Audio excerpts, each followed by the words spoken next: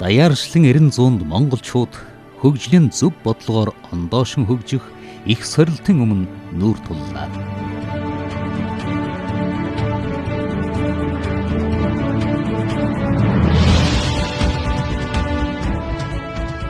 Эдийн засгийн өсөс саарч нийгмийн тэгш бус баялагын хуваарлалд улам бүр газар авлаа. Ажилгүйдэл ядуурл хот хөдөөд нэмэгдэж, баялаг бүтээх биш, баялгаан гадагшин зөөсөн түүхийдийн нийлүүлэгч орон болжээ. Бид хөгжлийг хэрхэн алслан тооцох учиртай байна. Ер нь хөгжлийг их тийм богинохон байдлаар агуулгаар нь тодорхойлж үзэх юм бол голоон тасартал улсаан бод зүтгэх явдлыг тодорхойлсон. Хүмүүсийнх нь өөрсдийнх нь сэтгэлгээнээс юм их хэвээр юм аа гэж бодсон. тэгэхээр хөгжил гэдэг юм хойноос нь эсвэл тэднээс давсан хурдаар явах ёстой юм байна. Эсвэл амдах ёстой. Иргэдийн гар дээрх мөнгө үнгүйдэж, ажилтай орлоготой байх төрийн бодлого үгүйлэгдэж байна. Хөгжилд хүрэх бодлого тодорхойгүй, дунд хугацаанд холыг хараалсан тэр эрэм балдагдажээ. Бодлого үгүйсэн өнөөгийн нийгмийн өнгө төрөх булган амьгдч бий болжээ.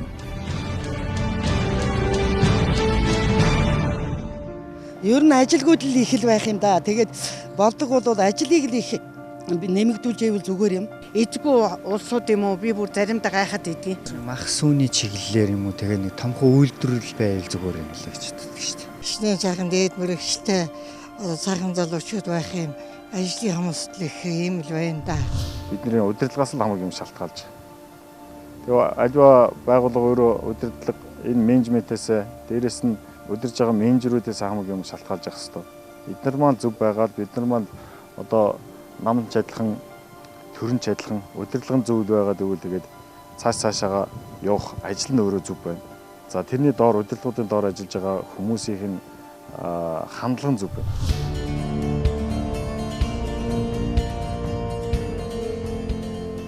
Монголын хөгжил аймаг сум багаас эхлэх учиртай.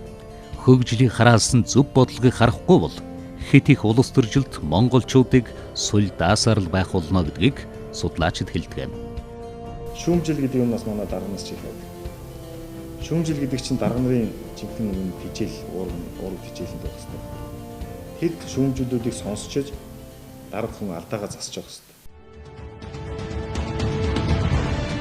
Улс төрийн намуудын үзэл баримтлал хэрэг шинчлэгдэж, хөгжлийн бодлогыг хэрхэн хэрэгжүүлж чадах вэ гэсэн гол шалгуур ард түмний санал авах нэрийн хуудас болдог. Төр засаглаж чадах ухаан дутвал хамгийн том хохирлыг ард түмэн амсдаг байна. Тиймээс төрийг залах улс төрийн нам өөрөө чадварчиж, амьдралд ойр хөгжлийн бодлогоороо хэрэгжүүлж чадах манлайл дараан өрсөлдөх цаг ирснийг Булган аймгийн Монгол Ардын намын шинжиллийн баг ярилцлаа. Энэ намд алдаа оноо аль нь бий, ахиулж холыг харах эвэй зөв бодлого тодорхойлох цаг бас ирсэн. Бидний бодлого зөв байж бид өөрсдөө зөв шударга байж гэмээр гишүүд дэмжигчдээ араасаа дагуулж олон нийтээр хүрээлүүлж чадна. Өнөөгийн нийгэмд улс аргаар шиг дутагдж байгаа, эм тариа шиг, вакцин шиг өгүүлэгдэж байгаа шударга ёс, зарчимч байдал, хүн чанарыг бид бүхэн өөрсдийн үнэт зүйл болгон бие сэтгэлдээ шингээж түгээн дэлгэрүүл зөв бодлоготой зөв явах нь бидний зайлшгүй хийх зүйл мөн билээ. Тус намынхны авсан гашуун сургамж олон бий. Хэдэн төдөөлөгчд нь ардаж ялсан намд орсон, өөр намтай өгсөн намын бодлогоо унгасан, албан тушаал эрх мэдлийн сургаар нөхдөөсөн уруулсан, дарга боллоо гэд ард түмнээс нүүр буруулсан зарим нэгэн ч бий. Харин одоо энэ бүхнийг ардаан орхиод урагш харах, алдаагаа давтахгүй байх түүхэн цаг үе. Намын бодлого бол хамтын шийдвэр.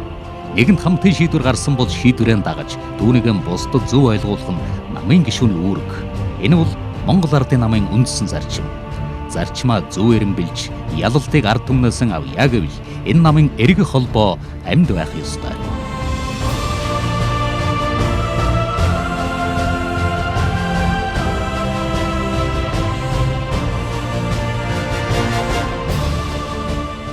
Төрийн харгуун гэдэг чинь ерөөсөө л заавал одоо төрийн алба хааж байгаа биш. Энэ улс Монголынхаа төлөө одоо өөрийнхөө бүх чин санаа зүтгэлээ өгч байгаа хүнийг л төрийн харгуун гэдэг. Энэ одоо айко гэхээс эко гэдэг бас байдаг баг шүү дээ. Тэр бол одоо төрийн албанд зүтгэж байгаа улсыг нь Сингапурын төр чин тэр экогийн бод гэмэл л шүү дээ. Асуудал чин сэтгэлээс хандж гэнэ үгүй юу гэдэг. Энэ бол их нэгдүгээр зэргийн тэргуун шалгуур байдаг юм.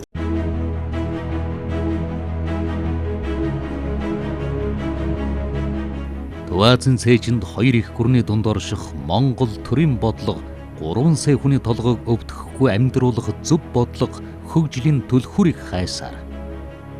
Харин энэ л түлхүүрийг олж цоожийг нээх тийм итгэл булганыханд бий.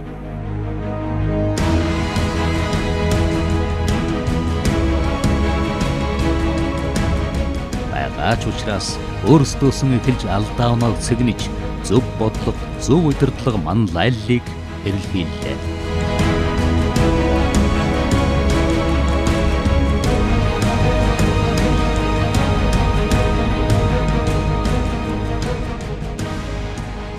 Монголын нийгэм маань бас нэлээд хүнд байдалд орчихсон. Нэлээд асуудалтай болчихсон гэж бид Монголын залуучууд бид харж байгаа.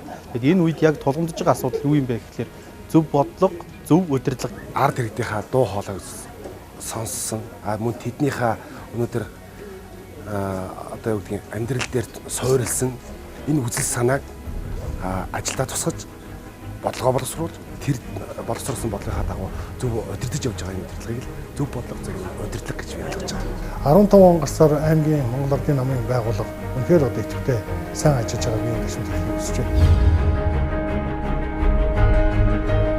Эдийн засгийн өсөлтийг 17% хүргэж чадсан Батболдын засгийн газарт зам тээвэр барилгын байгуулалтын яамны олон төсөл хөтөлбөрийг засгийн газар улсын хурлд танилцуулж явсан эрхэм бол Жаданбын Бат Эрдэнэ.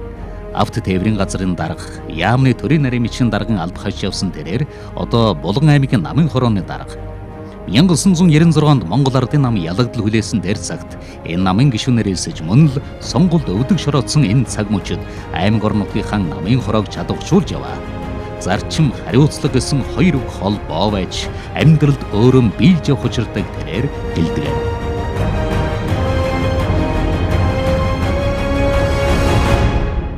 Энэ хөгжлийг их тийм богинохон байдлаар агуулгаар нь тодорхойлж үзэх юм бол үндэснийхэн чадварыг дээд хэмжээгээр ашиглах. Бусдын ололтыг маш сайн шингээсэн. Тэгээд амар амгалан аж төрхийн тухай асуудал гэж би ойлгодог шүү дээ. Түүнээс биш хэдэн давхар барилга, хэдэн онгоцны тухай юм уу асуудал биш байна гэж. Өөрөөр хэлбэл дахиад хэлэхэд хүн өөрийнхөө чадварыг бүрэн дүрэн ашиглаад бусдын ололтоос хоцрохгүй шингээгээд тэгэл тэр үндэсний бусдын үндэстэн яаж амьдрах нь амьдарч байгаа нь бол тэр хүн чухал. Тэр үндэстний хувьд амар амгалан амьдрахын хийг л хөгжлийн асуудал гэж үзэж байгаа.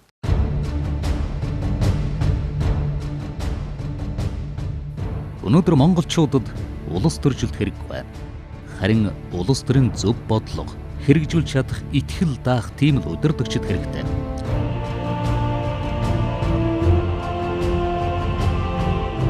Иймээс ч төрийн залгамж төрд хоёргүй сэтгэлээр зүтгэх мэрэгшсэн боловсон хүчин өнөөдөр өгүүлэгдэж байна.